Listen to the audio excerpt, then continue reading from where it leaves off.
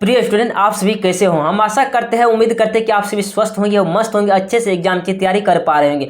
आज का सेशन ये महत्वपूर्ण होने जा रहा है। आज का क्लास में हम इंपॉर्टेंट ऑब्जेक्टिव को लेकर आ गए इस चैप्टर का, यानी कंप्लीट ऑब्जेक्टिव चैप्टर नंबर 2 का, यानी प्रकाश का अपवर्तन का कंप्लीट ऑब्जेक्टिव जो है आप सभी के लिए लेकर आ गए हैं। ये जो है 2026 में जो भी स्टूडेंट एग्जाम देंगे उनके लिए क्लास जो जबरदस्त होने जा रहा है। अब यहाँ पे देखने का प्रयास करेगा ऑब्जेक्टिव क्वेश्चन जो मैं करवाने जा रहा हूँ आप सभी के लिए एक महत्वपूर्ण तरीका से, जो कि एक बेहतरीन तरीका से मैं बात करूंगा। तो यह व्हाट्सएप ग्रुप में जुड़ने के लिए आपको एक इंपॉर्टेंट है। क्यों इंपॉर्टेंट है? सबसे पहले आपको पीडीएफ फ्री मिल जाएगा यहाँ से, चाहे स्क्रीन पीडीएफ हो या प्रिंटेड पीडीएफ हो, यहाँ से फ्री मिल जाएगा। बस व्हाट्सएप ग्रुप में आपको ज्वाइन होना है, अत्यंत जरूरी है।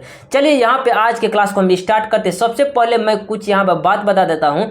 आज के क्लास में यानी कंप्लीट ऑब्जेक्टिव जो है होगा, यानी पूरे ऑब्जेक्टिव जितना भी है, यानी एग्जाम में पूछे भी जाएंगे तो मान लीजिए यहाँ से पूछे जाएंगे, इस चैप्टर से यदि पूछे जाते हैं तो इन्हीं के सारा ऑब्जेक्टिव में से रह सकते हैं, एक दो गो या पूछे जाते हैं तो इस चैप्टर से, यानी प्रकाश का अपवर्तन चैप्टर। चलिए आज की क्लास को स्टार्ट करते हैं। यहाँ से क्वेश्चन से पास हम स्टार्ट करते हैं। देखिए यहाँ पे थोड़ा सा रिकॉर्ड कर लिए थे इन क्लास को, लेकिन कुछ तकनीकी समस्या के कारण यह क्लास को यानी कैंसिल करना पड़ा, फिर से मुझे रिकॉर्ड करना पड़ा। एक दो क्वेश्चन में यहाँ से चिन्ह भी लगा हुआ है। तो चलिए यहाँ पे फटाफट इन दो क्वेश्चन को कर लेते हैं, उसके बाद मैं फिर अगला क्वेश्चन पे जाऊंगा। यहाँ देखिए वायु में अभी सारे लेंस है, तो ये जो कांच का उत्तल लेंस है। कौन सा लेंस है? कांच का उत्तल लेंस है। जब प्रकाश की किरण हवा यानी बाद में यानी करिए, यहाँ पर ध्यान से सुनने का प्रयास करिए। जब प्रकाश की किरण हवा विरल माध्यम से कांच सघन माध्यम में जाती है तो वह मुड़ जाती है। वह मुड़ जाती है, अभिलंब की ओर मुड़ जाती है। ऑप्शन नंबर बी को टिक कर दीजिए। नेक्स्ट नंबर पे कर निम्नलिखित में किसका अपवर्तनांक सबसे कम होता है? अपवर्तनांक सबसे कम का बात करेंगे तो पानी का अपवर्तनांक सबसे कम होता है। ऑप्शन नंबर सी को टिक करिएगा। किसको टिक करिएगा? सी को टिक करिएगा। निम्नलिखित में किसका अपवर्तनांक सबसे कम होता है? तो पानी का अपवर्तनांक सबसे कम होता है। पानी का अपवर्तनांक क्या होता है? सबसे कम होता है।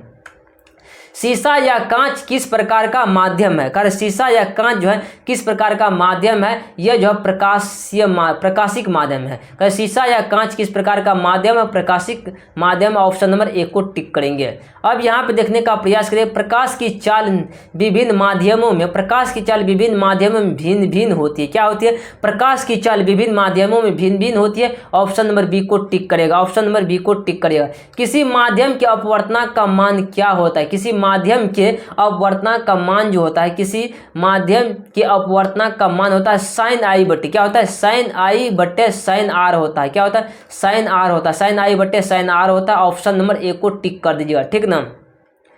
कर लेंस की क्षमता का एसआई मात्रक क्या है? लेंस की क्षमता का एसआई मात्रक डाईऑप्टर होता है। ऑप्शन नंबर डी को टिक करिए। क्या होता है? डाईऑप्टर होता है। अब यहाँ देखिए अवतल लेंस में आवर्धन m बराबर होता है, m बराबर होता है v बट्टे में u होता है। आवर्धन m बराबर जो होता है v बट्टे u होता है। ऑप्शन नंबर इसका टिक करिएगा तो ए नंबर को टिक कर दीजिएगा। अब यहाँ देखिए हीरे का अपवर्तनांक कितना है? हीरे का अपवर्तनांक जो होता है 2.42 होता है। 2.42 होता है। ऑप्शन नंबर हम बात करेंगे डी को टिक करिएगा। कारण निम्नलिखित में किस लेंस की फोकस दूरी धनात्मक होती है? कारण निम्नलिखित में किस लेंस की फोकस दूरी जो है धनात्मक होती है? किस लेंस की फोकस दूरी धनात्मक होती है? तो ये हम बात करेंगे उत्तल लेंस की फोकस दूरी धनात्मक होती है। ऑप्शन नंबर ए को टिक करिएगा। कारण उत्तल लेंस द्वारा अवांछित काल्पनिक प्रतिबिंब तब बनता है जब वस्तु हो। कब बनता है? यानी अवांछित, आवर्धित करें यहाँ पे, अवांछित में होता है काल्पनिक प्रतिबिंब कब बनता है? तो ये बनता है फोकस और लेंस के बीच बनता है। फोकस और लेंस के बीच को यदि वस्तु को रख देंगे तब यह प्रतिबिंब बनेगा। ऑप्शन नंबर बी को टिक कर दीजिएगा। कर चिन्हों के निर्देशांक परिपाटी में धनात्मक फोकस दूरी होती है। धनात्मक फोकस दूरी जो होती है वो होती है, इसमें भी होता है धनात्मक, और उत्तल लेंस में भी होता है और उत्तल दर्पण में भी होता है, दोनों में होता है। इसीलिए ऑप्शन नंबर डी को टिक करिएगा, ए बी दोनों हो जाएगा।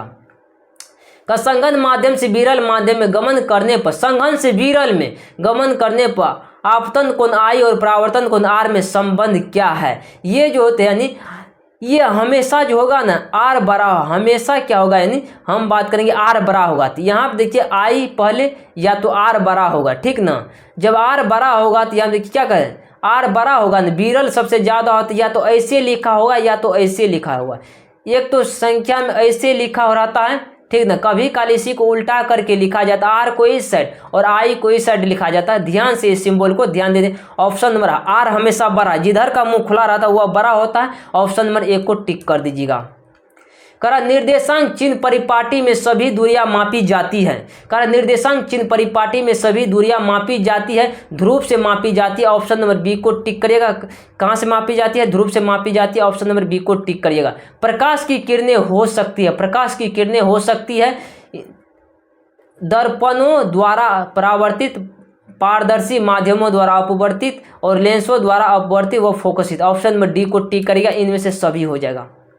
करा प्रकाश हमें निम्नलिखित संचार के साधन प्रदान करता है, यानी कह रहा है कि प्रकाश हमें निम्नलिखित संचार के साधन प्रदान करता है। ये जो है यानी कांच रेशों से बनी तंतु, प्रकाशीय केबल, उसके बाद टेलीफोन, इनमें से सभी हो जाएगा। ऑप्शन नंबर डी को सभी चीजें यह प्राप्त होती है। निम्नलिखित में से किस प्रकार का वास्तविक प्रतिबिंब कौन करा? निम्नलिखित में से किसी वस्तु का वास्तविक प्रतिबिंब बनाता है। वास्तविक प्रतिबिंब जो बनाता है वो उत्तल लेंस वास्तविक प्रतिबिंब बनाता है। ऑप्शन नंबर बी को हम टिक कर देंगे।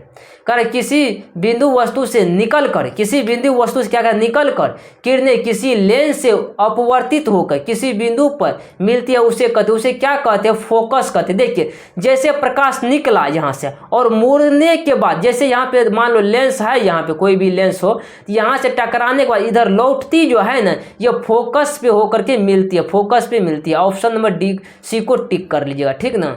कर फोटोग्राफी कैमरा का अभिदृश्य होता है, फोटोग्राफी कैमरा का अभिदृश्य जो होता है वह उत्तल लेंस होता है। ऑप्शन नंबर सी को टिक करेगा, उत्तल लेंस होता है। तारों का टिमटिमाना प्रकाश की किस घटना को दर्शाता है? कर तारों का टिमटिमाना प्रकाश की किस घटना को दर्शाता है? ये जो दर्शाता है प्रकाश का अपवर्तन को दर्शाता है। ऑप्शन नंबर ए को टिक करिएगा, प्रकाश के अपवर्तन को दर्शाता है। एक पारदर्शी गोले कवच की बाहरी त्रिज्या 20 सेंटीमीटर तथा भीतरी त्रिज्या 9.8 सेंटीमीटर है। त्रिज्या अपवर्तित प्रकाश के लिए यह कैसा व्यवहार करेगा? यह जो कैसा व्यवहार करेगा? यह व्यवहार करेगा अवतल लेंस की भांति व्यवहार करेगा। ऑप्शन नंबर डी को हम टिक कर देंगे, ठीक।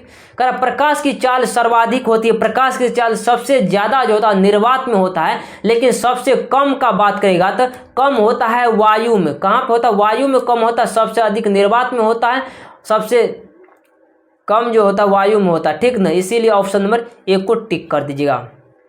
कर प्रकाश के अपवर्तन के कितने नियम? प्रकाश के अपवर्तन के नियम पूछे या परावर्तन के नियम पूछे, दो ही नियम होते हैं। आप ऑप्शन नंबर बी को टिक कर दीजिएगा।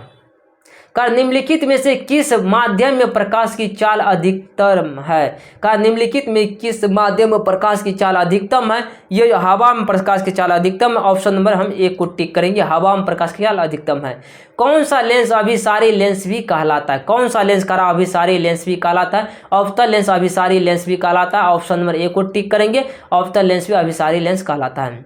कांच के स्लैब से होकर गुजरने वाली किरण के लिए आपतित किरण और निर्गत किरण एक दूसरे के समांतर होती है। क्या होती है? समांतर होती है। ऑप्शन नंबर सी को टिक करिएगा। किस कारण से सूर्योदय सूर्यास्त के समय में सूर्य की चक्रिका चपटी प्रतीत होती है? वह जो चक्रिका जो होती है वह चपटी प्रतीत होती है सूर्य उदय और सूर्य अस्त के समय में। किस कारण से? ये जो होता है वायुमंडलीय अपवर्तन के कारण ऐसा प्रतीत होता है, इसीलिए ऑप्शन नंबर ए को टिक कर दीजिएगा। कर आवर्धन का ऋणात्मक मान बताया गया। आवर्धन का ऋणात्मक मान जो बताया, वस्तु के सापेक्ष प्रतिबिंब उल्टा होता है, वस्तु के सापेक्ष प्रतिबिंब उल्टा होता है। ऑप्शन नंबर ए को टिक कर दीजिएगा। कर छोटे अक्षरों को पढ़ने के लिए निम्नलिखित में से कौन उपयुक्त होगा? कर छोटे अक्षरों को पढ़ने के लिए निम्नलिखित में से कौन उपयुक्त होगा? 5 सेमी वाले फोकस दूरी का उत्तल लेंस हो जाएगा। ऑप्शन नंबर ए को टिक कर देंगे। कर वास्तविक वस्तु का आभासी प्रतिबिंब बनता है, वास्तविक वस्तु का आभासी प्रतिबिंब बनता है समतल दर्पण द्वारा। ऑप्शन नंबर हम ए को टिक कर लेंगे। कर किसी बीम का वास्तविक तथा समान साइज का प्रतिबिंब प्राप्त करने के लिए वस्तु को दर्पण के सामने रखना होगा। ये जो रखना होगा 2f पर रखना होगा, मतलब फोकस दूरी 2 गुना पर रखना होगा, तब जा करके ये जो होगा। कर किसी अवतल लेंस के लिए फोकस दूरी होती है, ये जो होती है ऋणात्मक होती है। ऑप्शन नंबर ए को टिक कर दीजिएगा। कर किसी लेंस द्वारा उत्पन्न आवर्धन का मात्रक क्या है? किसी लेंस द्वारा उत्पन्न आवर्धन का मात्र विहीन होता, आवर्धन का कोई मात्रक नहीं होता, इसीलिए ऑप्शन नंबर डी को टिक कर दीजिएगा। वास्तविक प्रतिबिंब का वास्तविक वस्तु का वास्तविक प्रतिबिंब नहीं बनता, वास्तविक वस्तु का वास्तविक प्रतिबिंब नहीं बनता है, यानी समतल दर्पण और उत्तल दर्पण में, समतल दर्पण और उत्तल दर्पण में नहीं बनता, ऑप्शन नंबर हम ए को टिक कर देंगे। वस्तु से छोटा प्रतिबिंब बनता है, वस्तु से छोटा प्रतिबिंब जो बनता है वह बनता है, हम बात करेंगे ए बी दोनों सही हो जाएगा। क्यों हो जाएगा? क्योंकि हम बात करेंगे उत्तल दर्पण में और अवतल दर्पण में, इसीलिए ऑप्शन नंबर डी हो जाएगा।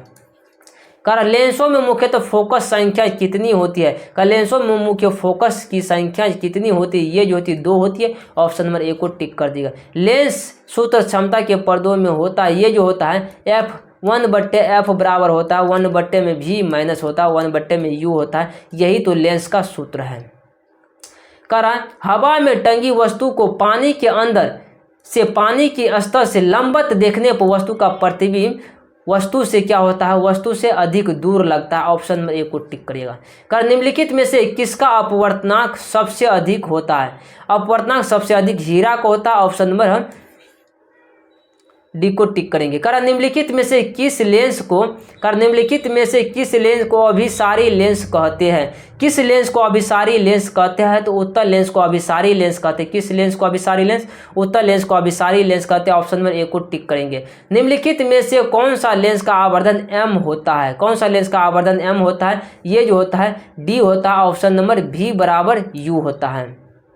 किस लेंस के द्वारा सिर्फ काल्पनिक प्रतिबिंब बनता है? अवतल के द्वारा केवल काल्पनिक प्रतिबिंब बनता है।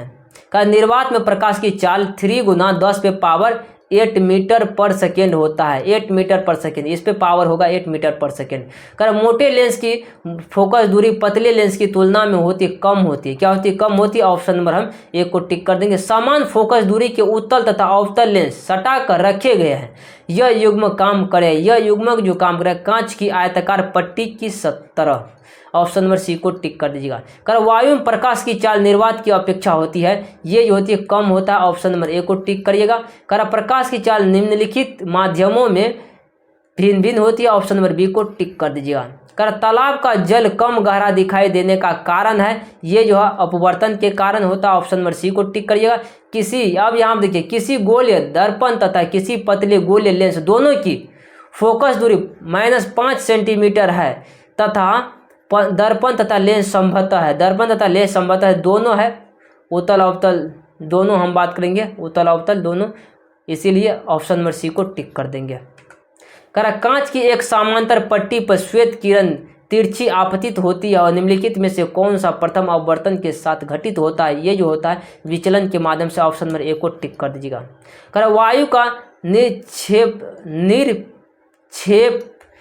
निरपेक्ष अपवर्तन वास्तव में होता है, ये जो होता है 1 के बराबर होता है, ऑप्शन नंबर सी को टिक करिएगा। निम्नलिखित में से कौन सा लेंस की क्षमता का मात्रक डायोप्टर? लेंस की क्षमता का मात्रक डायोप्टर, ऑप्शन नंबर ए को टिक कर देंगे। प्रकाश की किरण को मोड़ने की क्षमता को कहते हैं लेंस की क्षमता कहते हैं, ऑप्शन नंबर ए को टिक करेंगे। तो कैसा लगा आज की क्लास, जरूर वीडियो को कमेंट बॉक्स में बताने का प्रयास करिएगा। मिलते हैं अगले क्लास में, आज के लिए इतना ही रहने देते हैं।